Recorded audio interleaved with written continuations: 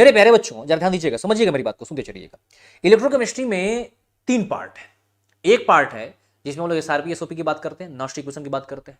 दूसरा पार्ट है जिसमें हम लोग बात करते हैं कोलरॉश लॉ के बारे में।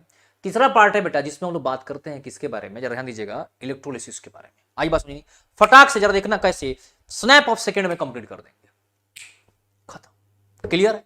आई सर मैं सबसे पहले, मैं अर्नव तिवारी सबसे पहले बात करूंगा किसके बारे में, एसआरपी के बारे में। ये तो बाहुबली का डायलॉग हो गया भाई। मैं कौन सा बाहुबली है, मैं महेंद्र धीरेन्द्र, कौन सा बाहुबली, महेंद्र बाहुबली। पता नहीं कहां की जनता को साक्षी मान करके ये बोल रहा हूं कि मैं किसी भी तरह की दिक्कत और मुसीबत नहीं आने दूंगा अपनी प्रजा पे। मैं बोल रहा हूं, मैं अर्नव तिवारी, मैं अपनी बच्चों पे किसी भी तरह की मुसीबत नहीं आने दूंगा, लास्ट तक साथ रहूंगा। आइए तो मेरे प्यारे बच्चों, हो गया ना, बकवास भी कर लिया गया, अब आ जाओ पढ़ाई पे आ जाओ। अब एसआरपी के बारे में बात करते हैं सर। किसके बारे में, एसआरपी के बारे में। देखिए एसआरपी और एसओपी ये दो चीज होता है बड़ा इंपॉर्टेंट। एसआरपी को बेटा हम लोग एसआरपी को इलेक्ट्रोड पोटेंशियल के नाम से भी जानते हैं। किस नाम से सर, स्टैंडर्ड इलेक्ट्रोड पोटेंशियल। अब जरा मेरी बात को ध्यान से समझिएगा सर, एसआरपी को ही स्टैंडर्ड इलेक्ट्रोड पोटेंशियल बोलते हैं। क्या बोलते हैं सर, एसआरपी को ही स्टैंडर्ड इलेक्ट्रोड पोटेंशियल बोलते हैं। सर ये एसआरपी क्या चीज है मेरे प्यारे बच्चों, S stands for standard, R stand for reduction, ठीक है, और पी बताता है किसके बारे में, पोटेंशियल के बारे में। किसके बारे में सर, पोटेंशियल के बारे में, यानी कि स्टैंडर्ड रिडक्शन पोटेंशियल। क्लियर है कि नहीं सर। ये स्टैंडर्ड का मतलब क्या है, स्टैंडर्ड का मतलब ये है कि कुछ स्टैंडर्ड कंडीशन फिक्स करी गई।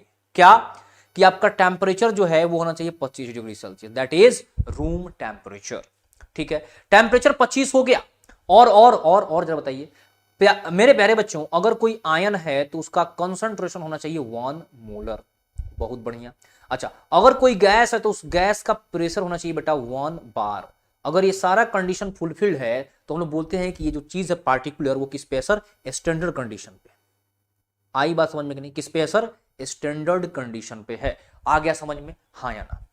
मेरे प्यारे नन्हे मुन्ने बच्चों, क्या ये मेरी बात आपको समझ में आ गई, हाँ या ना। चलिए, एसआरपी का ही एक एंटी है, अपोजिट है, भाई ही है उसका, बट अलग कहानी है थोड़ी सी, वो है एसओपी। वो है एसओपी। एसओपी और एसआरपी में रिलेशन क्या है, नेगेटिव का। क्या रिलेशन है सर, नेगेटिव का। बात समझ में आ रहा है कि नहीं, यानी कि अगर एसआरपी मान लीजिए कि आपको दिया हुआ है, क्या दिया है सर, एसआरपी अगर गिवन है आपको, तब क्या करते हैं, बड़ी आसानी से, बड़ी इजीली आप एसओपी बता सकते हैं। क्या बता सकते हैं सर, एसओपी बता सकते हैं। क्या मेरी बात को समझे, क्या बेटा मेरी बात को आप समझे कि नहीं, हाँ या ना। अगर एसआरपी आपको पता है तो आप एसओपी आसानी से बता सकते हैं। चलिए, तो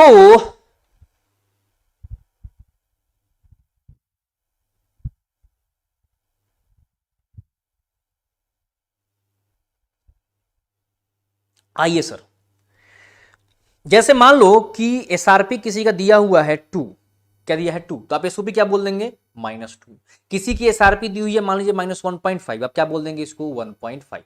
बस साइन चेंज करना है, काम बन जाएगा। अच्छा, अब कमाल की बात क्या है कि सर एसआरपी एसओपी पहचानेंगे कैसे, बच्चों को बहुत ज्यादा दिक्कत होता है एसआरपी एसओपी पहचानने में। बस इसको क्लियर करो। एसआरपी मतलब कि रिडक्शन। रिडक्शन मतलब क्या होता है सर, एसआरपी मतलब क्या होता है, रिडक्शन। रिडक्शन का मतलब क्या हो गया, इलेक्ट्रॉन का गेन। क्या हो गया sir, gain of electron. Gain of electron, electron का गेन। जहां पर भी इलेक्ट्रॉन का गेन हो रहा होगा क्या बोलेंगे उसको सर, हम लोग रिडक्शन बोलेंगे। गेन ऑफ इलेक्ट्रॉन का मतलब क्या हो गया, ऑक्सीडेशन स्टेट का डिक्रीज होना। गेन का मतलब क्या हो गया सर, ऑक्सीडेशन स्टेट का डिक्रीज होना। समझ में आ रहा है कि नहीं। जैसे मान लो कहीं पे ऐसा लिखा हुआ है E0 zinc 2 plus is equal to, जरा ध्यान सुनिएगा मेरी बात को, is equal to 0.76, is equal to 0.76। Sir ये एसआरपी है कि एसओपी है, पहचानेंगे कैसे, जरा देखिएगा कैसे पहचानेंगे, ध्यान से समझिएगा सर। यहां पर जिंक है ना बेटा, जिंक का ऑक्सीडेशन स्टेट कितना, 0, यहां पर कितना ऑक्सीडेशन स्टेट जरा बताइए तो, +2। आपको हमेशा लेफ्ट से राइट जाना है। इधर जाने पे इसका ऑक्सीडेशन स्टेट बढ़ा कि घटा, ऑक्सीडेशन स्टेट बढ़ा कि घटा, बढ़ गया ना। तो मेरे प्यारे बच्चों ऑक्सीडेशन स्टेट जब भी बढ़ता है ना, जब भी बढ़ता है तो हम लोग बोलते हैं उसको ऑक्सीडेशन। क्या बोलते हैं? ऑक्सीडेशन। आई बात समझ में नहीं? तो अब जरा खुद से बताओ, कोई बता सकता है कि ये क्या दिया है सर? एसआरपी नहीं दिया है, क्या दिया है? एसओपी दिया है। क्या दिया है? एसओपी। तो सबसे पहले इसको एसआरपी में चेंज कर लीजिए। SRP is called as standard electrode potential. इसी को स्टैंडर्ड मान के हम लोग सारा काम करते हैं। तो क्या कर देंगे सर इसको? ई नॉट जिंक 2 + 2 जिंक, क्या हो जाएगा सर? सिर्फ साइन बदल जाएगा, सिर्फ साइन बदल जाएगा। बात समझ में आ रहा है कि नहीं? अच्छा मान लो कुछ ऐसा दिया है, E naught Cu + 2 Cu is equal to 0.34। जरा बताइए तो क्या है ये? एसआरपी है कि एसओपी है? जरा फटाफट से मुझे बताइए तो एसआरपी है कि एसओपी है? क्या है ये? एकदम एसआरपी है। कैसे? यहां पर +2 है, यहां पर 0, क्या हो गया? ऑक्सीडेशन स्टेट इधर जाने पे डिक्रीज हो गया ना, घट गया ना, यानी क्या हुआ इसका? इसका हो गया रिडक्शन। रिडक्शन होने का मतलब कि एसआरपी दिया। ठीक। अच्छा अब कमाल की बात क्या है सर, ये क्यों बता रहे हैं? देखो बता इसलिए रहा हूं कि एप्लीकेशन क्या है इसका, जरा ध्यान से समझिए मेरे प्यारे बच्चों। जिसकी एसआरपी मोर होती है, एसआरपी ज्यादा होता है बेटा, वो बनता है कैथोड, उसको बनाएंगे हम लोग कैथोड। और जिसकी एसआरपी लेस होती है उसको बनाते हैं एनोड। ठीक है, ऐसा क्यों करते हैं सर? ऐसा क्यों करते हैं? जिसकी एसआरपी मोर होती है ना, उसका टेंडेंसी होता है इलेक्ट्रॉन गेन करने का, है ना। इसका इलेक्ट्रॉन गेन का टेंडेंसी, इसका क्या है सर? इलेक्ट्रॉन लूज का टेंडेंसी, इलेक्ट्रॉन लूज करने का टेंडेंसी। यानी कि इसका टेंडेंसी है क्या होने का? रिड्यूस होने का, रिड्यूस होने का। इसका क्या टेंडेंसी है सर? ऑक्सीडाइज होने का। आई बात सुनिए। अब जो ऑक्सीडाइज होता है वो क्या होता है सर? बढ़िया ऑक्सीडाइजिंग। जो ऑक्सीडाइज होता है वो क्या होता है सर? बढ़िया रिड्यूसिंग एजेंट, रिड्यूसिंग एजेंट। समझ में आ रहा है कि नहीं? और जो रिड्यूस होता है उसको वो क्या होता है सर? बढ़िया ऑक्सीडाइजिंग एजेंट, ऑक्सीडाइजिंग एजेंट। ठीक है, मान लो आपको 3 चीज दे दे, ए दे दे, बी दे दे और सी दे दे। ए दे दे, बी दे दे और सी दे दे, और इनके एसआरपी दे दे, एक का दे दे 1, एक का -1 और एक का 1.5। और आपसे पूछ दे कि इसमें सबसे बढ़िया रिड्यूसिंग एजेंट कौन है, इसमें सबसे बढ़िया रिड्यूसिंग एजेंट कौन है, या आपसे पूछ दे decreasing order of reducing agent, decreasing order पूछ दिया रिड्यूसिंग एजेंट का, जरा बताइए तो कौन हो जाएगा? जरा बताइए तो कौन हो जाएगा बच्चों, जल्दी से।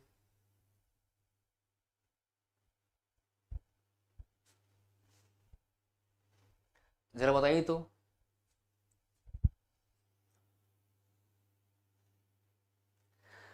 कौन होगा?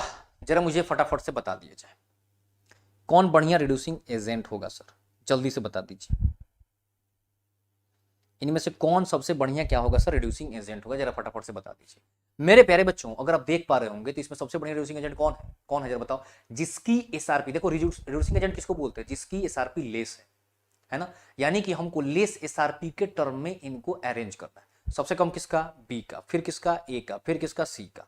तो ये बढ़िया रिड्यूसिंग एजेंट है। सबसे बढ़िया कौन है? ए। यानी कि ए इजीली इलेक्ट्रॉन दे देगा, दूसरे किसी को रिड्यूस कर देगा। ए क्या करेगा सर? इजीली इलेक्ट्रॉन दे देगा, दूसरे किसी को रिड्यूस कर देगा।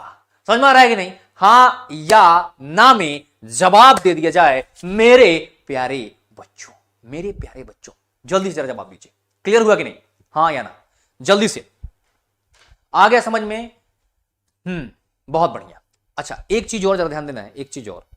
जैसे जैसे एक चीज समझिएगा, जिसकी एसआरपी लेस होती है ना, लेस एसआरपी जिसकी है, लेस एसआरपी, वो क्या करता है? मोर एसआरपी वाले को डिस्प्लेस कर देता है। क्या कर देता है सर? मोर एसआरपी वाले को डिस्प्लेस कर देता है। कहने का मतलब क्या है? जैसे मान लो अपने पास x है, y है और z है, और एसआरपी जो है ऐसे दिया हुआ, इसका -1, इसका 0.1, इसका 1.5। सब वोल्टेज में रहेगा, ध्यान देना है, सब वोल्ट में रहेगा। ठीक है, तो मेरे प्यारे बच्चों एक्स वाई और क्या है? जेड है। एक्स वाई और क्या है सर? जेड है। ध्यान दीजिएगा, जरा समझिएगा सर। एक्स वाई और जेड है, जिसकी एसआरपी कम होती है ना, वो जो जिसकी एसआरपी ज्यादा उसको डिस्प्लेस करता है। कौन किसको करेगा? जरा डिस्प्लेस करते तो मेरे प्यारे बच्चों, इसकी एसआरपी सबसे ज्यादा है ना, तो वाई इसको डिस्प्लेस कर देगा। कौन करेगा डिस्प्लेस सर? वाई इसको डिस्प्लेस कर देगा। और एक्स जो है वाई को भी कर देगा और जेड को भी कर देगा। कहने का मतलब क्या है, जैसे इसको समझो, ऐसे प्रैक्टिकली समझो। एक सॉल्यूशन है, सॉल्यूशन में बेटा आपका ये जो सॉल्यूशन है इसमें CuSO4 है, क्या है CuSO4, और इसमें डाल रहे हैं हम लोग जिंक। क्या डाल रहे हैं? जिंक। जिंक की एसआरपी आप लोगों को पता है -0.76 वोल्ट होती है, और कॉपर की आपको पता है कितनी होती है 0.34, ये वोल्ट ये भी वोल्ट। तो क्या जिंक डालने पे क्या ये कॉपर को डिस्प्लेस कर देगा? डिस्प्लेस करने का मतलब क्या हो गया कि आपने जिंक डाला और ये CuSO4 था, Cu किस में था? यहाँ पर Cu था Cu+2 में, तो क्या ये Cu बाहर निकल जाएगा, कॉपर निकल जाएगा बाहर, डिस्प्लेस हो जाएगा और जिंक SO4 में चला जाएगा, हाँ या ना? तो जी हाँ, बिल्कुल कम वाला क्या कर देगा, ज्यादा वाले को डिस्प्लेस कर देगा। तो हाँ, यस, आंसर क्या हो जाएगा? Yes, yes, zinc can displace Cu, zinc can displace Cu। बात समझ में आ रही है कि नहीं, हाँ या ना? जिंक कैन डिस्प्लेस Cu, इस पे क्वेश्चन पूछा जाएगा। अब देखो एक क्वेश्चन और आता है कि किसका कंटेनर बनाना बढ़िया है। कंटेनर किसका बनाया जाए, जरा बताइए, किसका वेसल बनाया जाए, वेसल किसका बनाया जाए? तो हमेशा ध्यान रखिएगा, एकदम ध्यान रखिएगा, वेसल जो है, वेसल जो है, वेसल जो है हमेशा मोर एसआरपी वालों को बनाते हैं। किसका बनाते हैं? मोर एसआरपी वालों को। जिसकी एसआरपी ज्यादा होगी ना उसका वेसल बनाएंगे। कहने का मतलब यह है कि मान लो हमें अगर स्टोर करना है कॉपर को, तो कॉपर को हम लोग जिंक वाले कंटेनर में नहीं डालेंगे। क्यों? क्योंकि गल जाएगा। क्योंकि जिंक क्या कर देगा सर, कॉपर को CuSO4 में कॉपर को हटा देगा, निकाल देगा। यानी कि जो कंटेनर दिख रहा है ना, ये जो कंटेनर है ये जिंक का नहीं बना सकते। किसका बनाएंगे? ऐसे मेटल का जिसकी एसआरपी इससे ज्यादा हो, जैसे सिल्वर को बना सकते हैं। सिल्वर की एसआरपी क्या है? इससे ज्यादा है, 0.8 है। बात समझ में आ रहा है कि नहीं? तो हमेशा जिस मेटल को डालते हैं ना, किसी कंटेनर में रखते हैं, तो वो हमेशा ऐसे मेटल का होना चाहिए जिसकी एसआरपी जो जिसको डाले हो ना उससे ज्यादा हो। क्लियर है कि नहीं, हाँ या ना? आया समझ में? जल्दी बता दो फटाफट से। इसके बाद बेटा बातचीत आती है किसके बारे में? नर्स्ट इक्वेशन के बारे में। किसके बारे में सर? Nernst equation. क्या बोलता है नर्स्ट इक्वेशन? जैसे स्टैंडर्ड स्टेट पे तो आपने एसआरपी एसओपी सब चीज देख लिया, बट अगर अगर अगर आपका मान लो कि टेम्परेचर सेम, सब कुछ सेम, बट अगर गैस का जो आयन का जो कंसंट्रेशन है वो मान लो कि सेम ना हो, 1 मोलर ना हो, तो जब 1 मोलर कंसंट्रेशन डिफरेंट हो, जरूरी थोड़ा कि हमेशा 1 मोलर ही लेंगे, कंसंट्रेशन चेंज भी तो कर सकते हैं, पानी डाल सकते हैं, कुछ भी कर सकते हैं, हाँ या ना? तो कंसंट्रेशन जब चेंज होने लगेगा तो उसके लिए काम आता है कौन? अपना भाई नर्स्ट इक्वेशन। कौन काम आता है सर? Nernst equation. वो भाई जो है बड़ा ये इंपॉर्टेंट है अपने लिए। वो करता क्या है, जरा ध्यान से समझिएगा मेरी बात को। वो करता क्या है, एकदम ध्यान से सुनते चलो।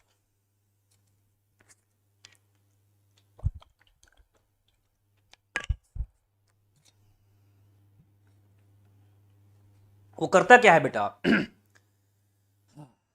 वो बताता है कि आप इस तरीके से क्या कर सकते हैं, ई सेल निकाल सकते हैं। कैसे? E cell is equal to E naught cell minus 0.06/n log Q. Q for reaction quotient. Reaction quotient कैसे निकालते हैं सर? रिएक्शन कोशेंट निकालने के लिए आपको क्या करना है? प्रोडक्ट अपॉन रिएक्टेंट कर देना है। ठीक है।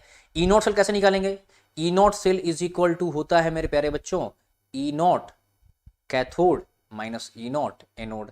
सर कैथोड एनोड कैसे पहचानेंगे? मैंने बता दिया है, मैंने बता दिया, जिसकी एसआरपी ज्यादा होगी वो कैथोड बनेगा, जिसकी एसआरपी कम होगी वो एनोड बनेगा। और हमेशा इस फॉर्मूले में बेटा आपको एसआरपी का ही यूज करना है। ठीक है। जिसकी एसआरपी ज्यादा होगी ये कैथोड बनाया कौन? मोर एसआरपी वाला। और एनोड में कौन जाएगा सर? लेस एसआरपी वाला। आई बात समझ नहीं? एक बार आप ये कर लिए, उसके बाद क्या है कि एन क्या है, कितने नंबर ऑफ इलेक्ट्रॉन एक्सचेंज हो रहे हैं, नंबर ऑफ इलेक्ट्रॉन एक्सचेंज्ड। ठीक है, एक्सचेंज्ड, कितने नंबर ऑफ इलेक्ट्रॉन एक्सचेंज हो रहे हैं। आई बात समझ नहीं? बस बात खत्म। क्यू क्या है? Product upon reactant. Simple, product upon reactant. ऐसे मान लो अपने पास में, जरा ध्यान से समझिएगा सर, अपने पास में बेटा मान लो कि ये है कहानी, जिंक क्या हो रहा है सर? जिंक हो रहा है जिंक 2+ में कन्वर्ट, और 2 इलेक्ट्रॉन दे रहा है। हमेशा ध्यान रखना है कि ऑक्सीडेशन जो है, क्या बोला मैंने? ऑक्सीडेशन कहां पर होता है? एनोड पे होता है। और गैल्वेनिक सेल में एनोड होता है नेगेटिव, इलेक्ट्रोलाइटिक सेल में पॉजिटिव हो जाता है। अच्छा, रिडक्शन कहां होता है सर? रिडक्शन हमेशा ध्यान रखिएगा कहां पर होता है सर? कैथोड पे होता है, और ये इसका चार्ज आता है पॉजिटिव। ठीक है कि नहीं? तो मेरे प्यारे बच्चों ये जो जिंक कन्वर्ट हो रहा है किसमें, जिंक 2+ में, ये कहां पर हो रहा होगा सर, ये हो रहा होगा एनोड पे। ये कहां पर हो रहा होगा, एनोड पे। क्या मेरी बात को समझ पाए, क्या मेरी बात को समझ पाए, हाँ या ना। अच्छा सर कैथोड पे क्या हो रहा है, कैथोड पे हो रहा है Cu2+, 2 इलेक्ट्रॉन लेकर के क्या बना रहा है सर, Cu बना रहा है, हाँ या ना। क्या ये बात समझ में आ गई, जी हाँ बिल्कुल आ गई सर। अब जरा देखिएगा यहाँ पे कितने इलेक्ट्रॉन का एक्सचेंज हो रहा है सर, 2 इलेक्ट्रॉन, तो एन की वैल्यू कितनी आ गई, 2 आ गई, हाँ या ना।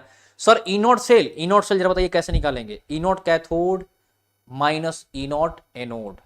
मेरे प्यारे बच्चों आप लोगों को पता है कि ई नॉट जिंक 2+2 जिंक कितना होता है, -0.76 वोल्ट।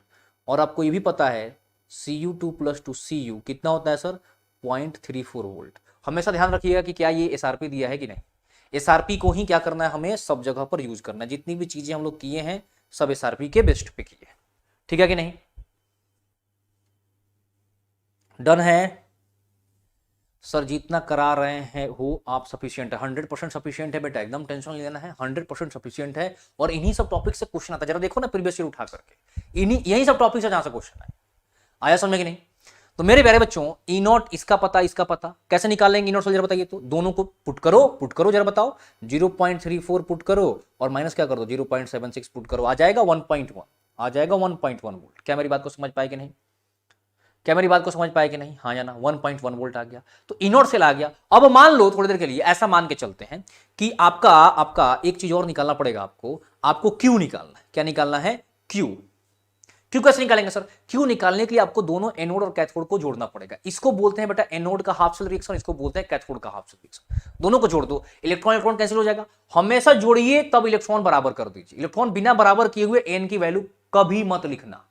एन की वैल्यू तभी लिखना है जब इलेक्ट्रॉन बराबर हो। मान लो कि यहां पर एक ही इलेक्ट्रॉन होता, क्या करते इसमें 2 से मल्टीप्लाई करते, तो क्या लिखते एन, करने के बाद इलेक्ट्रॉन हमेशा कैथोड एनोड दोनों तरफ बराबर कर देना है, तभी एन की वैल्यू लिखना है। क्या मेरी बात को समझ पाए कि नहीं, हाँ या ना। ऐसे मान लो मैं आपसे बोलूं कि MnO4 माइनस किस में कन्वर्ट हो रहा है सर, Mn2+ में, और Fe जो है, ध्यान समझिएगा जरा मेरी बात को, ध्यान समझिएगा कैसे कन्वर्ट हो रहा होगा सर, ये कैसे कैसे कैसे कन्वर्ट हो, जरा बताइए तो कैसे कन्वर्ट हो रहा होगा। ये 5 इलेक्ट्रॉन लेकर के इसमें कन्वर्ट हुआ, Fe2+ कन्वर्ट हो रहा है किसमें, Fe3+ में, 1 इलेक्ट्रॉन देकर के। इसमें से कौन कैथोड कौन एनोड, जो इलेक्ट्रॉन ले रहा है बेटा वो कैथोड होता है, और जो इलेक्ट्रॉन दे रहा है वो होता है एनोड। जहां पर ऑक्सीडेशन वो एनोड, जहां पर रिडक्शन वहां पर वो कैथोड। तो ये कैथोड और ये एनोड। अब यहां पर इलेक्ट्रॉन बराबर है क्या, नहीं है, तो क्या करेंगे, बराबर करेंगे। कैसे करेंगे सर, 5 से मल्टीप्लाई करके, 5 से मल्टीप्लाई करके। तो आप एन की वैल्यू क्या लिखेंगे, 5 लिखेंगे, क्योंकि दोनों तरफ इलेक्ट्रॉन 5 बराबर है। तो क्या सर यहां पर 1/5 कर सकते हैं, जी हाँ कर सकते हैं, कोई दिक्कत की बात नहीं, बट आपका कैलकुलेशन जो होगा थोड़ा टफ हो जाएगा, इसलिए यहां पर क्या कर दीजिए 5 से मल्टीप्लाई करिए, जीवन में टेंशन कम लीजिए। आई बात समझ नहीं।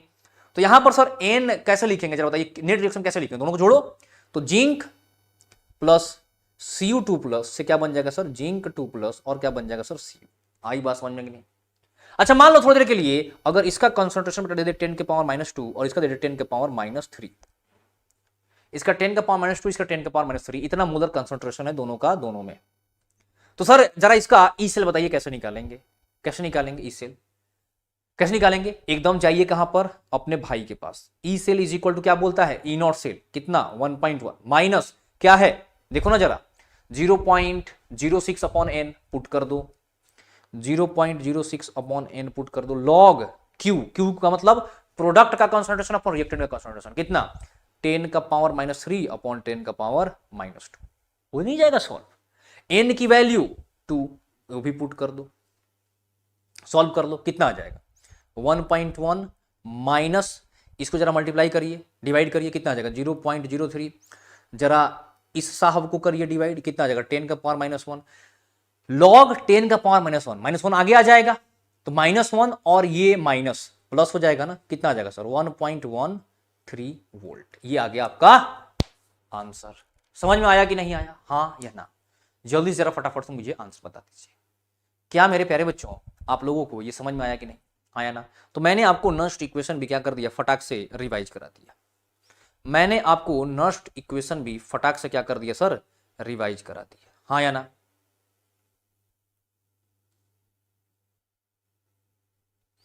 क्लियर है,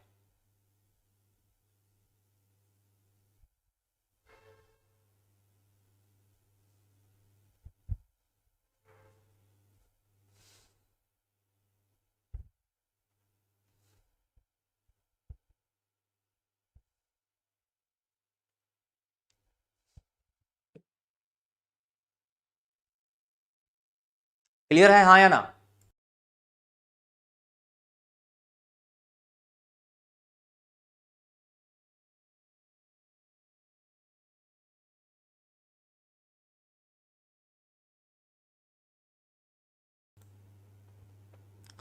दिनेश साहू बेटा किसका प्लस माइनस पूछ रहे हो? कैथोड और एनोड का प्लस माइनस, या आप इसका प्लस माइनस पूछ रहे हो कि ये कैसे माइनस आया, ये कैसे प्लस आया?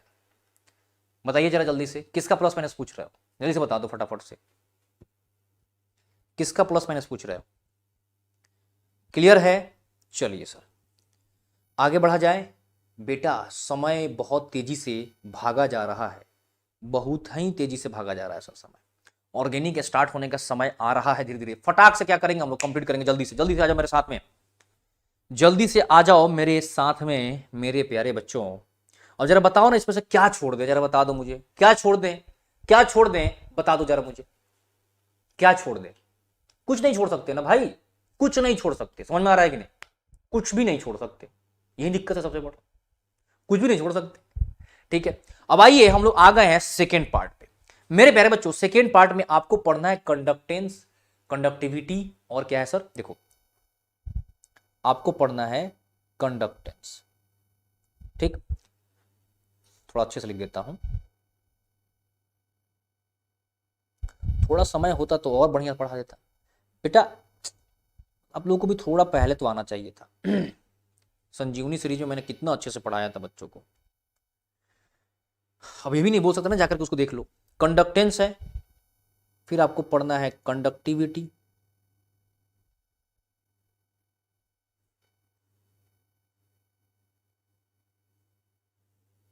फिर बेटा आपका है कंडक्टिविटी हो गया, कंडक्टेंस हो गया,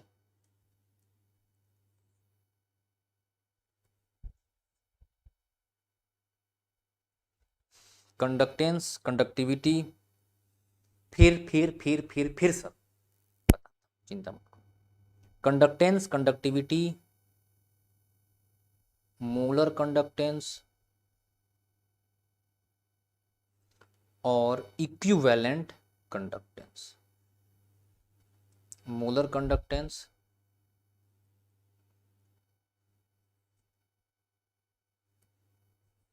देखो स्टार्टिंग में मैं इसलिए नहीं पढ़ा पा रहा था क्योंकि जिस ऑर्गेनाइजेशन से जुड़ा हुआ था ना, वहाँ पर बिल्कुल भी अलाउड नहीं था कि आप यूट्यूब पे पढ़ाइए।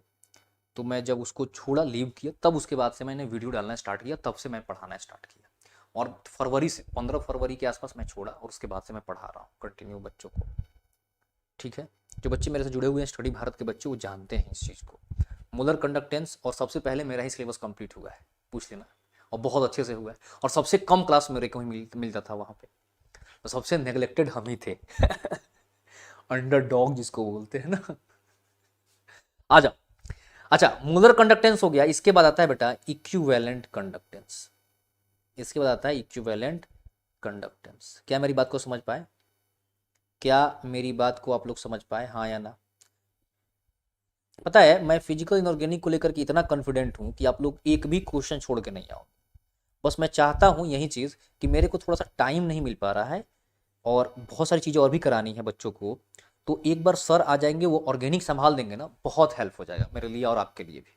ठीक है मेरे प्यारे बच्चों, कंडक्टेंस को हम लोग रिप्रेजेंट करते हैं बेटा जी से, जीजा जी वाला जी नहीं, सिर्फ जी। ठीक है, और कंडक्टिविटी को कप्पा के से, और मोलर कंडक्टेंस को लेमडा एम से, और इक्विवेलेंट कंडक्टेंस को लेमडा ई से। अच्छा सर होता क्या है जरा बताइए तो फटाफट से, होता क्या है मेरे प्यारे बच्चों? सबसे पहले तो एक चीज समझिए, जी इज इक्वल टू होता है 1/r। आर याद है ना, आर याद है ना, रेजिस्टेंस, आर याद है ना, रेजिस्टेंस वो होता है। सर इसकी यूनिट क्या होती है मेरे प्यारे बच्चों? आप चाहो तो इसकी यूनिट लिख सकते हो ओम यूनिवर्स, इनवर्स, ओम इनवर्स, है ना, ऐसे ये लिख सकते हो, या ओ एच एम ओम भी बोलते हैं, ऐसे भी लिख सकते हो, या इसकी यूनिट आप मोहो लिख सकते हो। ओम का उल्टा मोहो हो जाता है ना, बट इसकी यूनिट साइमंस सबसे मेन होती है, साइमंस सबसे मेन होती है, हाँ या ना, साइमंस, जिसको हम लोग कैपिटल एस से डिनोट करते हैं। अच्छा कप्पा क्या है सर? कप्पा है के है 1/रो। रो क्या होता है सर? रेसिस्टिविटी। रो क्या होता है बेटा? रेसिस्टिविटी। आई बात समझ में कि नहीं? ये हो गया अपना rho, kappa is equal to 1/रो। सर इसकी यूनिट क्या होती है मेरे प्यारे बच्चों, इसकी यूनिट होती है साइमन्स पर सेंटीमीटर, साइमन्स पर सेंटीमीटर। आया समझ में कि नहीं? यहां पर सबसे मेन यूनिट हम लोग इसी को लेके चलेंगे, ठीक है। यही फिजिक्स होता तो हम लोग मीटर में यूज करते हैं इस चीज को, और केमिस्ट्री है तो सेंटीमीटर में, क्योंकि बैटरी अपना जो होता है बहुत बड़ा बड़ा थोड़ा होता है, मीटर में नहीं होता है, सेंटीमीटर में होता है। इतना बड़ा होगा, देख रहा हो ना पेंसिल बैटरी इतना छोटा होता है, समझ में आ रहा है कि नहीं? छोटा होता है इसलिए हम लोग सेंटीमीटर में लेके चलते हैं, मेजरमेंट हम लोग का उसी के हिसाब से होता है। चलिए अच्छा मेरे प्यारे बच्चों, G इज इक्वल टू आता है, K इज इक्वल टू आता है, K इज इक्वल टू आता है क्या, G इंटू जी स्टार, G इंटू जी स्टार। ध्यान दीजिएगा जरा, समझिएगा सर क्या आता है सर, G इंटू जी स्टार। अरे यार सर G इंटू जी स्टार का मतलब क्या हो गया सर, G इंटू जी स्टार का मतलब क्या हो गया जरा बताइए तो फटाफट से मेरे प्यारे बच्चों। K is equal to G into क्या आता है, जी स्टार। जी स्टार को बेटा बोलते हैं हम लोग सेल कांस्टेंट। मेरे प्यारे बच्चों जी स्टार को बोलते हैं सेल कांस्टेंट। इसको क्या बोलते हैं सर, सेल कांस्टेंट। जी स्टार को बोलते हैं सेल कांस्टेंट। और ये होता कितना है sir, G star is equal to होता है एल बाई ए। क्यों बोलते हैं सर सेल कांस्टेंट, देखो किसी भी सेल का जो एरिया है वो, और जो डिस्टेंस है, लेंथ डिस्टेंस है किसके बीच में, इलेक्ट्रोड्स के बीच में, वो कांस्टेंट रहता है। जैसे आप देखे हो ना पेंसिल बैटरी जो होता है डबल ए सेम रहता है ना हमेशा, तो ये फिक्स है ना, एरिया भी फिक्स है, लेंथ भी, डिस्टेंस भी दोनों के बीच का फिक्स है। इसलिए क्या बोलते हैं इसको, सेल कांस्टेंट बोलते हैं। चेंज क्या करेंगे उसमें, जो प्रेजेंट इलेक्ट्रोलाइट्स है उसको बार बार चेंज करते हैं, बाकी सारी चीजें कांस्टेंट रहती है। क्या मेरी बात को समझ पाए कि नहीं? तो इसलिए इसको क्या बोलते हैं सर, सेल कांस्टेंट बोलते हैं। इसलिए बेटा इसको क्या बोलते हैं हम लोग, सेल कांस्टेंट बोलते हैं। बात समझ में आ रही है कि नहीं? क्या मेरी बात समझ में आ रही है, हाँ या ना में जवाब चाहिए मुझे जल्दी से। क्लियर है, हाँ या ना?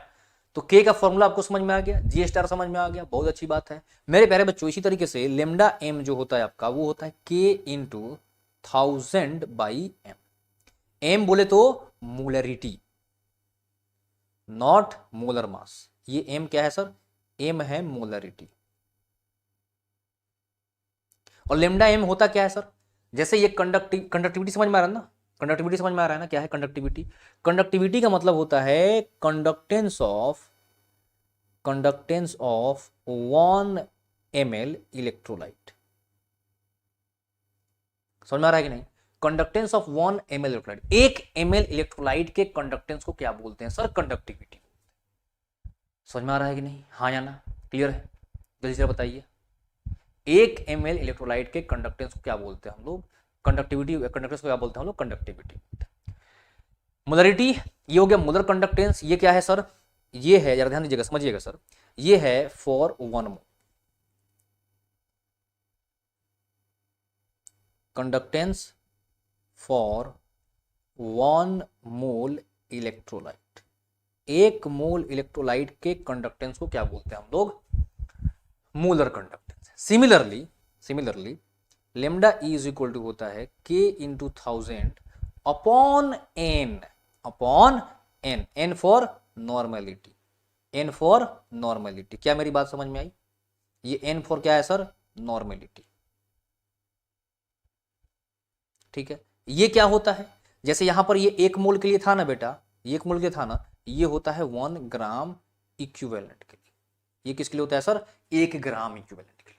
आई बात समझ में नहीं? दोनों के बीच का रिलेशन क्या है sir, lambda E is equal to lambda M upon होता है एन फैक्टर। जिसको नहीं होगा एन फैक्टर पता, वो कल का वीडियो देख लेगा, उसको रेडॉक्स वाला वीडियो, उसको एन फैक्टर साफ समझ में आ जाएगा पूरी तरीके से। ठीक है, आया समझ में कि नहीं? ये हो गया एन फैक्टर। डन, हाँ या ना? एक बार जरा फटाफट से मुझे बता दो, क्लियर हुआ कि नहीं? जल्दी से जरा फटाफट से बता दीजिए क्लियर हुआ कि नहीं, हाँ या ना? Lambda is equal to lambda M upon N factor, ये अपना क्या हो गया सर, ये दोनों के बीच का रिलेशन हो गया। चलिए इसके बाद बारी है सर कुलरॉस लॉ की। किसकी बारी है सर, कुलरॉस लॉ। ये क्या है कुलरॉस law?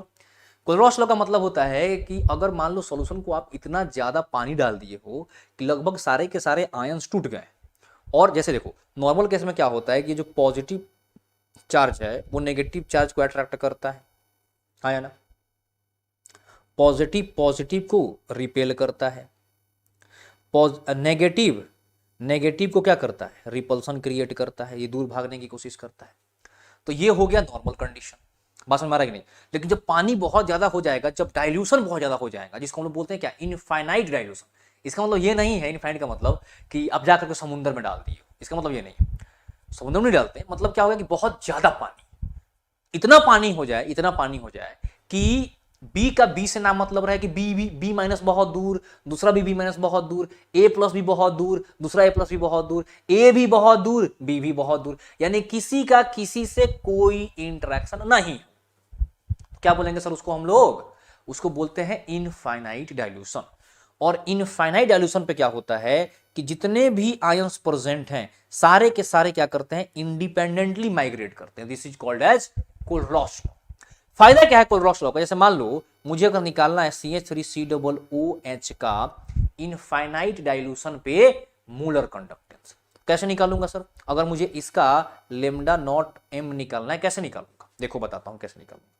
Lambda naught of CH3COOH कैसे निकालूंगा? क्योंकि सारे के सारे आयंस क्या हो चुके हैं, इंडिपेंडेंट हो चुके हैं। तो अगर मुझे कहीं से lambda naught of CH3COO minus मिल जाए और lambda naught of H plus मिल जाए तो आराम से निकाल दूंगा, आया ना सर? इससे फायदा क्या होगा?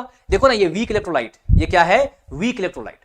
तो वीक इलेक्ट्रोलाइट का हम लोग अल्फा निकाल सकते हैं। कैसे निकालते थे सर? x/a करके निकालते थे पहले। अब क्या कर सकते हैं, नॉर्मल कंडीशन पे मूलर कंडक्टिविटी और इनफाइनाइट कंडीशन पे मूलर कंडक्टिविटी को डिवाइड करके निकाल सकते हैं। किसकी वैल्यू? इसके डिग्री ऑफ डिसोसिएशन की वैल्यू। अच्छा, एक बार अगर इसका डिग्री ऑफ डिसोसिएशन आ गया ना, तो आप अल्फा से इसका क्या कर सकते हो, इक्विवेलेंट, इसका इक्विलिब्रियम कांस्टेंट भी निकाल सकते हो, √k/c करके। Alpha is equal to √k/c करके भी निकाल सकते हो। कैसे सर? कैसे? स्क्वायर रूट लो ना भाई, तो k इज इक्वल टू क्या आ जाएगा, k इज इक्वल टू क्या आ जाएगा, c अल्फा स्क्वायर। सिंपल सी बात है, ठीक है। लेकिन यहां पर इस फॉर्मूले को तब यूज करना बेटा जब अल्फा की वैल्यू क्या है, 0.<1 है, तब यूज करिएगा। नहीं है तो मेन फॉर्मूला इक्विलिब्रियम वाला, उसको यूज करना है। आ गया समझ में? आ गया समझ में यहां तक? हाँ या ना? क्लियर हुआ कि नहीं? क्लियर हुआ कि नहीं? हाँ या ना? अच्छा, इसके बाद हम लोग बात कर लेते हैं सर इलेक्ट्रोलिसिस के बारे में। किसके बारे में सर? इलेक्ट्रोलिसिस के बारे में। मेरे प्यारे बच्चों, इलेक्ट्रोलिसिस का मतलब होता है कि डिस्चार्ज करना, चार्ज को क्या कर देना, डिस्चार्ज कर। सपोज जब आपके पास A प्लस है और B माइनस है, इनको क्या करना है सर, डिस्चार्ज करना। कैसे डिस्चार्ज होंगे सर, A और B कैसे डिस्चार्ज होंगे? पॉजिटिव चार्ज जो है बेटा, पॉजिटिव चार्ज है, उसको इलेक्ट्रॉन दे दिया जाए तो डिस्चार्ज हो जाएगा। नेगेटिव चार्ज है, उससे इलेक्ट्रॉन ले लिया जाए तो डिस्चार्ज हो जाएगा। क्या मेरी बात को समझ पाएगी नहीं? तो डिस्चार्जिंग का प्रोसेस हो गया। जहां पर ऑक्सीडेशन होता है उसको एनोड बोलते हैं, जहां पर रिडक्शन होता है उसको कैथोड बोलते हैं। क्या मेरी बात को समझ पाएगी नहीं? यहाँ पे इलेक्ट्रॉन लिया जा रहा है ना, कैथोड हो गया। ये कहां पर होगा सर? एनोड पे होगा। अब जरा देखो, ध्यान से समझना, पॉजिटिव चार्ज भागता कहां पे है? पॉजिटिव चार्ज कहां भागता है? पॉजिटिव चार्ज कहां भागता है? किसकी तरफ भागेगा जरा बताओ? नेगेटिव प्लेट की तरफ। समझे कि नहीं? पॉजिटिव कहां भागेगा? नेगेटिव प्लेट की तरफ। क्लियर है कि नहीं? तो आपका कैथोड इलेक्ट्रोलिसिस वाले केस में नेगेटिव चार्ज होता है, इलेक्ट्रोलिटिक सेल बोलते हैं। इलेक्ट्रोलिसिस जहां पर होता है उस सेल का नाम है इलेक्ट्रोलिटिक सेल, ठीक है। और वो जो पढ़ रहे थे नॉर्थ इक्वेशन वाला, उसको बोलते हैं गैल्वेनिक सेल। वहां पर कैथोड पॉजिटिव था, एनोड क्या था सर? नेगेटिव था। यहां पर एनोड पॉजिटिव है और कैथोड नेगेटिव है। जो नॉर्मली बचपन से आप लोग पढ़ते आ रहे हो, यही सेल्स पढ़ते आ रहे हैं, ठीक है। कैथोड पॉजिटिव, कैथोड नेगेटिव और एनोड पॉजिटिव। क्लियर है कि नहीं? हाँ या ना? डन। चलिए, ये बात समझ में आ गई। हमेशा ध्यान रखना, कैथोड पे हमेशा रिडक्शन होगा, एनोड पे हमेशा ऑक्सीडेशन होगा। इसी वजह से इसका कैथोड और एनोड नाम पड़ा है। इसकी पोलरिटी की वजह से नाम नहीं पड़ा है। पोलरिटी चेंज हो सकती है बट ये नेचर जो है इनका चेंज नहीं होगा। समझ गए कि नहीं समझ गए? हाँ या ना? जल्दी से जरा बता दीजिए फटाफट से। समझ गए कि नहीं समझ गए? क्लियर है? क्लियर है? चलिए, तो मेरे प्यारे बच्चों एक बात और जरा समझिएगा, ध्यान दीजिएगा। जैसे कोई बोलता है आपको कि 1 फैराडे इलेक्ट्रॉन दिए, 1 फैराडे चार्ज दिए। 1 फैराडे चार्ज देने का मतलब क्या हो गया? आप 1 मोल इलेक्ट्रॉन दे रहे हैं। 1 फैराडे चार्ज देने का मतलब क्या होगा कि 1 मोल आप इलेक्ट्रॉन दे रहे हैं। बात समझ में आ रहा है कि नहीं? अब जब 1 मोल देंगे, इसका मोल अगर पता है तो इसका मोल नहीं बता सकते हो कितना मोल आएगा। इसका मोल हो गया 1 मोल। तो अगर हमें ए का मोलर मास पता हो, मान लो कि ए का मोलर मास 20 है, तब क्या बोल दोगे? 20 ग्राम बना। अगर मैं बोल दूं कि 2 फैराडे देंगे तो कितना मोल बनेगा? 2 मोल। 4 फैराडे देंगे तो 4 मोल। 10 फैराडे देंगे तो 10 मोल। 0.1 फैराडे देंगे तो ये 0.1, तो ये भी 0.1 हो जाएगा। जैसे मान लो मेरे पास कैल्शियम है बेटा, कैल्शियम में 2 इलेक्ट्रॉन दूंगा तो क्या बन जाएगा सर? कैल्शियम बन जाएगा। हाँ या ना? और मैंने बोल दिया कि मैंने यहां पे इसको 0.1 फैराडे दिया। जरा बताइए इसका कैल्शियम में कितना मास है? कैसे निकालेंगे सर? कैसे निकालेंगे बताइए? 0.1 का मतलब कि 0.1 मोल। इसका मोल कैसे निकालते हैं? जिसका मोल पता अपॉन उसका स्टोइकोमेट्रिक कोएफिशिएंट, जस्ट बताया था ना मोल में 0.1/2 इसका स्टोइकोमेट्रिक कोएफिशिएंट 2 है ना, देखो 2 इलेक्ट्रॉन, स्टोइकोमेट्रिक कोएफिशिएंट डिवाइड कर दिया इनटू इसका स्टोइकोमेट्रिक कोएफिशिएंट कितना 1 है, मल्टीप्लाई कर दो, कोई फर्क नहीं पड़ेगा। कितना आ जाएगा सर? 0.1/2। मास कितना आ जाएगा सर? कैल्शियम का मास कितना होता है? कैल्शियम का मास होता है 40, कर दो मल्टीप्लाई, कितना आ गया सर? 2 ग्राम। आया समझ कि नहीं? यानी 0.1 फैराडे देंगे तो इसका कितना ग्राम बनेगा? 2 ग्राम। अगर 2 देंगे तो बढ़ेगा ना, जैसे जैसे चार्ज बढ़ाएंगे वैसे वैसे बढ़ता चला जाएगा। तो इसी पे है बेटा फैराडे का फर्स्ट लॉ। फैराडे का फर्स्ट लॉ बोलता है कि जो वेट ऑफ डिपॉजिट जो है, वेट ऑफ डिस्चार्ज है, वो किसके ऊपर डिपेंड करेगा सर? जो आप चार्ज दे रहे हैं उसके ऊपर। W directly proportional to Q। अगर हटाते हैं तो एक कांस्टेंट आता है जिसको Z बोलते हैं, Z इंटू Q। Z का नाम बेटा इलेक्ट्रोकेमिकल इक्विवेलेंस। Z का नाम क्या है सर? Z का नाम है इलेक्ट्रोकेमिकल इक्विवेलेंस।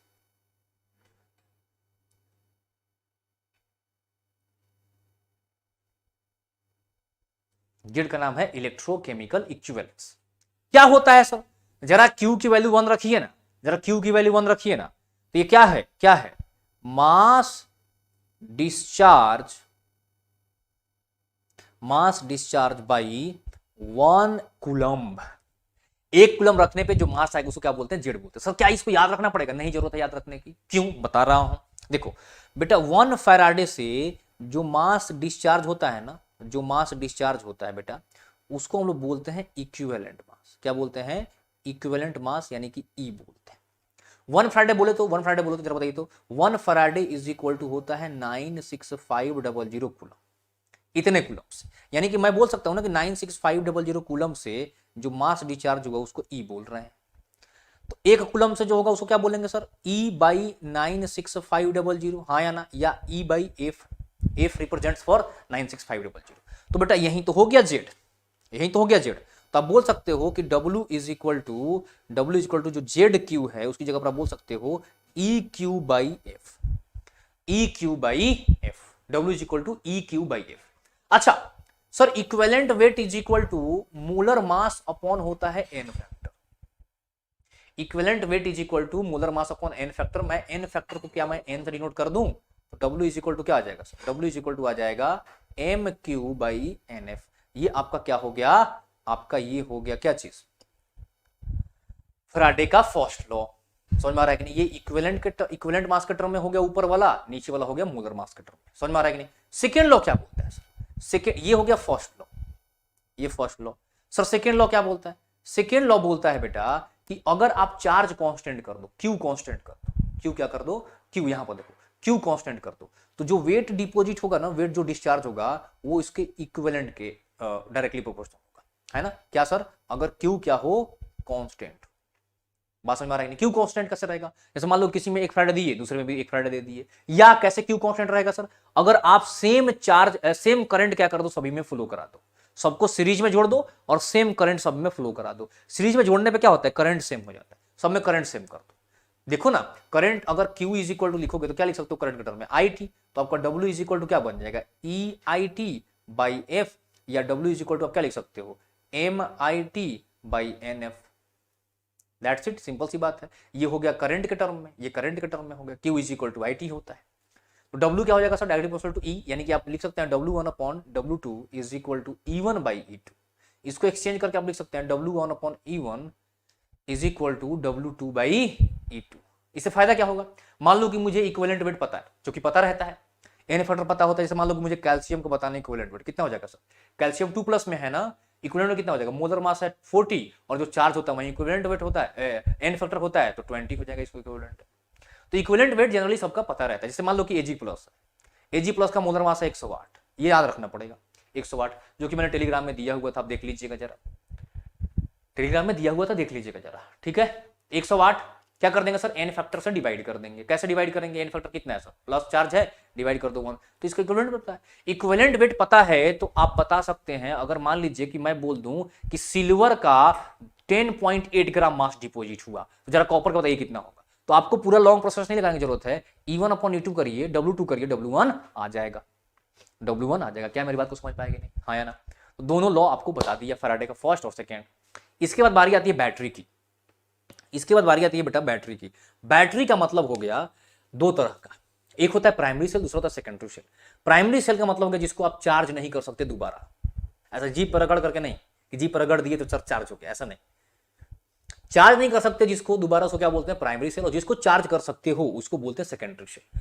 प्राइमरी सेल जैसे कि ड्राई सेल या बटन सेल जो होता है, जिसको हम लोग उसमें वॉच में यूज करते हैं, जो पहले पुराना वॉच जो आता है उसमें यूज करते हैं, उसको क्या बोलते हैं सर ड्राई सेल बोलते हैं, मतलब कि प्राइमरी सेल बोलते हैं। सेकेंडरी सेल जैसे कि इन्वर्टर की बैटरी हो गई, कार की बैटरी हो गई, आपके मोबाइल की बैटरी हो गई, जिसको भी रिचार्ज कर सकते हैं दोबारा से फिर से दोबारा चार्ज कर सकते हैं, उसको क्या बोलते हैं सर हम लोग सेकेंडरी सेल। जैसे कि लीड सेल हो गया, फ्यूल सेल हो गया, इसको क्या बोलते हैं सर सेकेंडरी सेल बोलते हैं। क्या मेरी बात समझ में आ गई यहाँ तक, हाँ या ना? तो चलिए जरा फटाक से क्या करते हैं सर, क्वेश्चन सॉल्व करते हैं, जल्दी से आइए। चलिए सर फटाफट से जरा क्वेश्चन सॉल्व करिए, तो जल्दी करिए सर, क्वेश्चन सॉल्व करिए फटाफट से। कैसे करेंगे सर सॉल्व? देखो delta G is equal to होता है माइनस एन एफ ई। क्या होता है सर? N F E. ध्यान रखिएगा इस फॉर्मूले को। हमें क्या बताना है सर? Delta R G.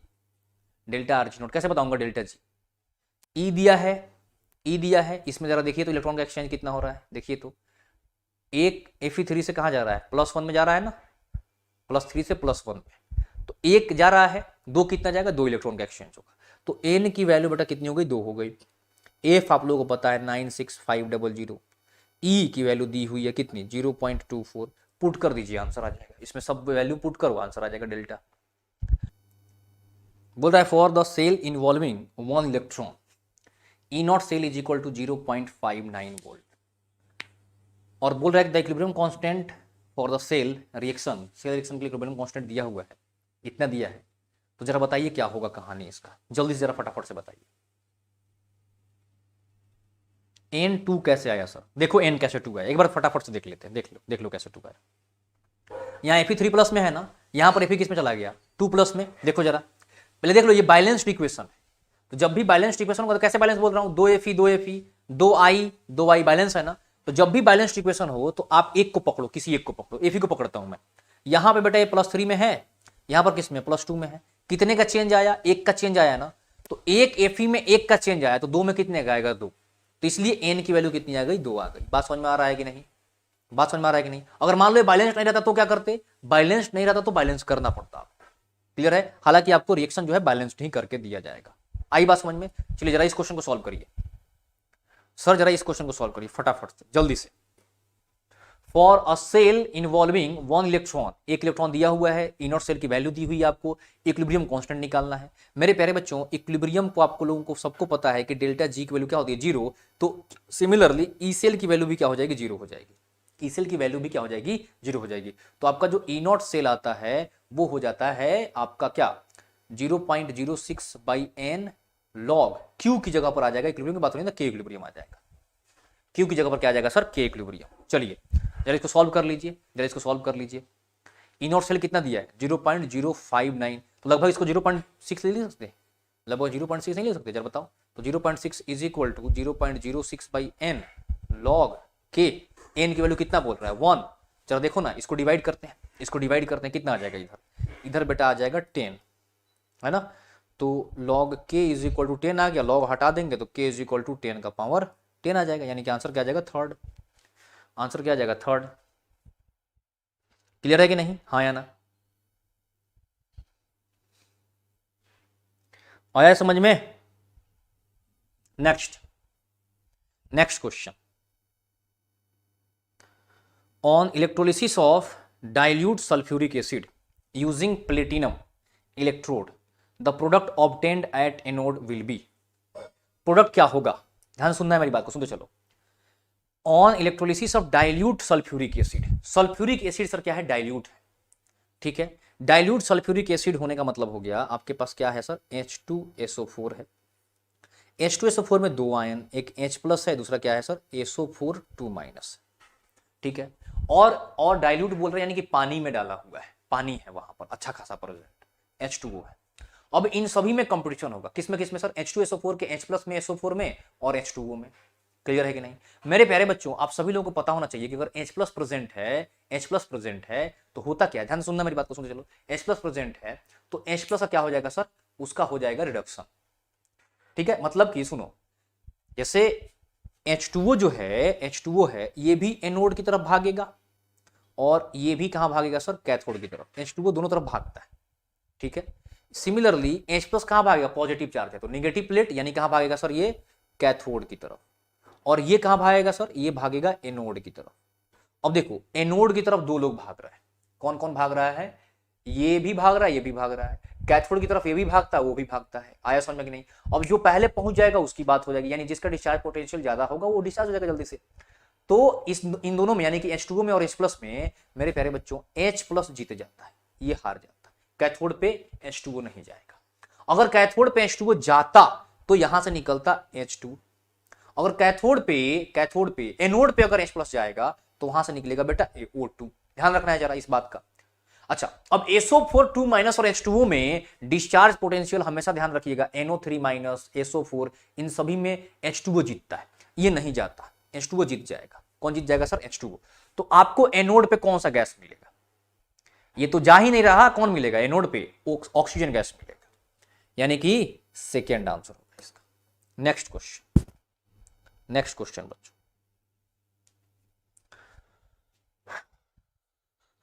जल्दी से बच्चों, 10 मिनट टाइम बचा हुआ है। इलेक्ट्रो एटलीस्ट खत्म करते हैं, फिर सर पढ़ा लेंगे, फिर प्रणव सर पढ़ा लेंगे, फिर हम लोग कल कुछ और टाइम लेकर के कंप्लीट कर लिया जाएगा इसको। चलो कोई बात नहीं, अच्छे से कंप्लीट करना है, क्वेश्चन आए तो सॉल्व हो जाना चाहिए, बस ये सबसे मेन इंपॉर्टेंट है।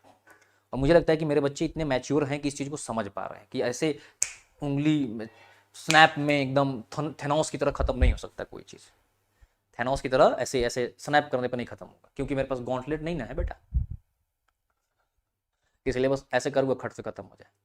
सॉल्व करिए जरा, सॉल्व करिए, क्या होगा आंसर जरा बताइए तो फटाफट से। बोल रहा है कि the number of faradays required to produce 20 gram of calcium from molten CaCl3। CaCl2 आपके पास क्या है सर, मोल्टेन है, मोल्टेन CaCl2। मोल्टेन क्या है, CaCl2। ध्यान देना है जरा, जल्दी समझिएगा सर। मोल्टेन आपके पास क्या है, CaCl2, मोल्टेन फॉर्म में। किसमें है, मोल्टेन फॉर्म में। ध्यान से सुनना है मेरी बात को, मोल्टेन फॉर्म में क्या है सर आपके पास, CaCl2 है। तो यानी कि आपके पास Ca2 प्लस और Cl2 है, एक्वस रहता तो H2O रहता, मोल्टेन में है तो आपके पास Ca2 प्लस और Cl माइनस है, यही दोनों है मोल्टेन फॉर्म में। ध्यान दीजिएगा जरा, मेरी बात को समझिएगा सर। तो अब यहां पर कोई कंपटीशन है ही नहीं किसी से, तो यही दोनों डिस्चार्ज होंगे, सिंपल सी बात है।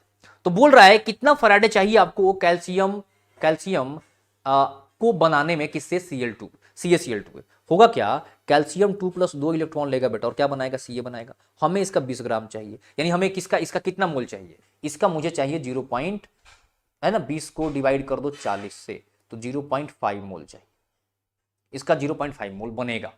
तो इसका कितना मोल चाहिए सर, इलेक्ट्रॉन ही तो चार्ज है, कितना मोल चाहिए, जितना मोल ये होगा उतना ही फैराडे होगा, कितना मोल चाहिए जरा बताइए। तो जिसका मोल पता अपॉन उसका स्टाइकोमेट्रिक कोएफिशिएंट, और जिसका निकालना है इनटू उसका स्टाइकोमेट्रिक कोएफिशिएंट, कितना आ गया, 1 मोल। 1 मोल बोले तो 1 मोल इलेक्ट्रॉन बोलने का मतलब भैया आप बोलने की कोशिश कर रहे हैं 1 फैराडे, जितना मोल इलेक्ट्रॉन उतना फैराडे, यानी कि आंसर 1 हो जाएगा, आंसर 1 हो जाएगा। क्या मेरी बात को समझ गए, क्या मेरी बात को समझ गए, ठीक है। बाकी का, हाँ बाकी का रिकॉर्डेड कर दूंगा आप लोगों के लिए, और आप लोग क्लास के बाद देख लीजिएगा, वो सबसे बेस्ट रहेगा। चलो नेक्स्ट क्वेश्चन, अब ये भी कंप्लीट ही हो गया लगभग, जरा इसको भी सॉल्व कर लीजिए जल्दी से, जल्दी से इसको भी सॉल्व करिए। ये कोरलस लॉ पे बेस्ड क्वेश्चन है, जल्दी से सॉल्व करो जरा।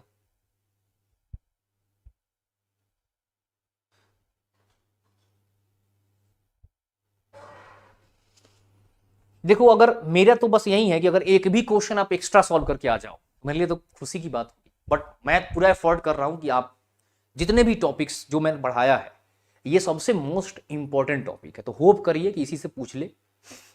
ऐसा ना करें एनटीए जितना छोड़ दिया गया उसी पे क्वेश्चन पूछ ले, जितने भी लिस्ट इंपॉर्टेंट टॉपिक हम लोग समझते आ रहे हैं। इतना बुरा नहीं होता है, हालांकि इतना भी मतलब किस्मत नहीं खराब होती है किसी की भी।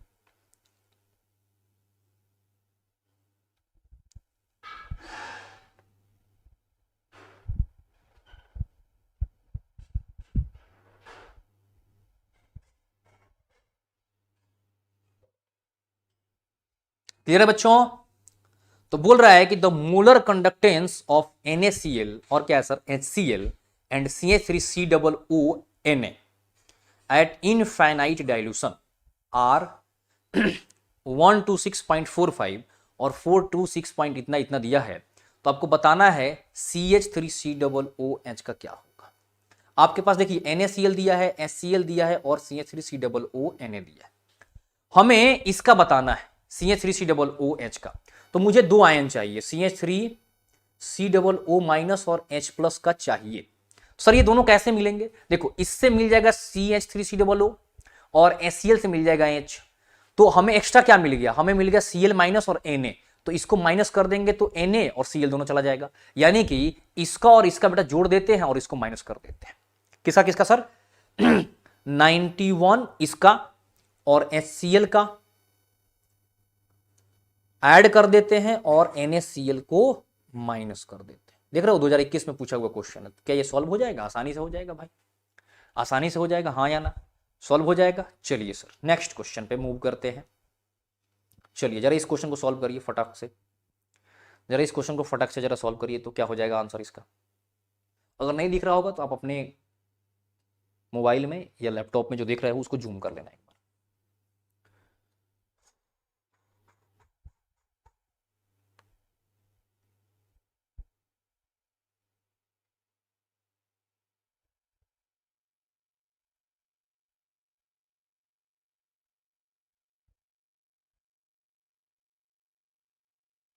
क्लियर है? कैसे सॉल्व करेंगे सर? बोल रहा है कि मोलर कंडक्टिविटी ऑफ 0.5 मोल पर डेसीमीटर क्यूब, है ना, इतना ये कंसंट्रेशन दिया है बेटा। डेसीमीटर क्यूब का मतलब लीटर, 0.5 मोल पर लीटर क्या होता है? मोलरिटी तो होता है, यानी 0.5 मोलर दिया हुआ है। और इसका इलेक्ट्रिक कंडक्टिविटी यानी के की वैल्यू देखो ये दी हुई है, ये है के की वैल्यू। तो आपको बताना है मोलर कंडक्टिविटी, आपको बताना है बेटा मोलर कंडक्टिविटी, यानी कि लेमडा एम की वैल्यू बताएं। कैसे बताएंगे? फॉर्मूला बेस्ड क्वेश्चन है, के इंटू 1000 अपॉन एम। के की वैल्यू पता है 1000 अपॉन एम कितना है सर? 0.5। पुट कर दीजिए तो आंसर आ जाएगा, सॉल्व कर लो आंसर आ जाएगा। इजी है, बहुत इजी है, वेरी इजी। क्लियर है कि नहीं? चलिए सर नेक्स्ट क्वेश्चन फटाक से जरा सॉल्व करिए सर। नेक्स्ट क्वेश्चन जरा फटाक से सॉल्व करिए जल्दी से सर। नेक्स्ट क्वेश्चन जरा फटाक से सॉल्व करिए। बोल रहा है कि find the EMF of the cell in which the following reaction takes place at 298 Kelvin.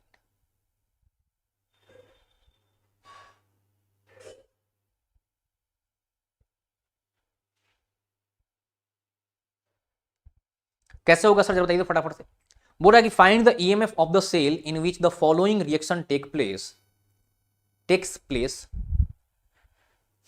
ये रिएक्शन हो रहा है, आपको बताना है सबकी वैल्यू क्या होगी सर। इनर उसी पे बेस्ट क्वेश्चन है। किस पे?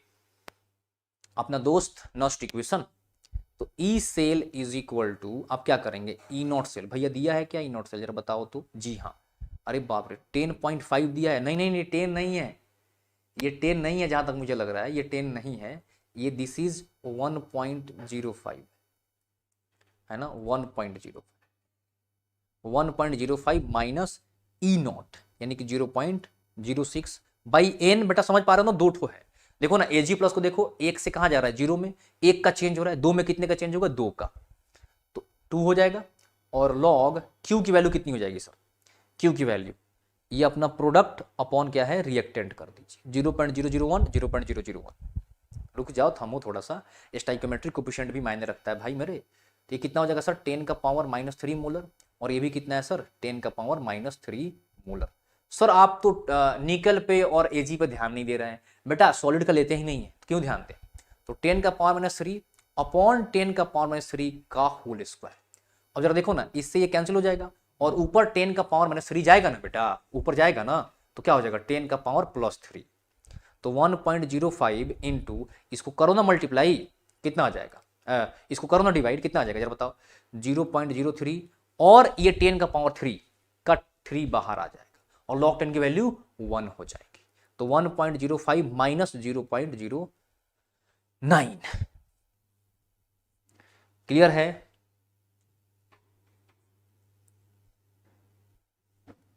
वन 1.05 माइनस 0.009 0.96 यानी कि फोर्थ आंसर। क्लियर हुआ कि नहीं, हाँ या ना?